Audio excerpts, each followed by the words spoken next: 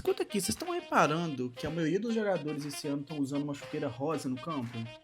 Rosa, João. Não sei se vocês repararam, mas eu vi que muita gente está em dúvida. Por que que eles escolheram? Será que foi por conta do patrocinador? Por conta das marcas? Por que será que todo mundo está usando chuteira rosa dentro do campo? E aí?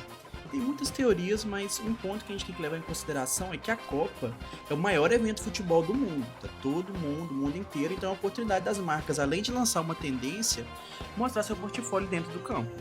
E você pode reparar o quanto que o rosa contrasta no verde, mas isso tem um motivo. Vou mostrar para vocês a nossa escala cromática, como que ela funciona. As cores opostas, elas se complementam, então se vocês repararem, o verde está em lado oposto ao rosa. Então, esse destaque que ocorre é graças a esse estudo das cores que são complementares. É simplesmente por algo estético, alguma tendência que eles estão tentando criar.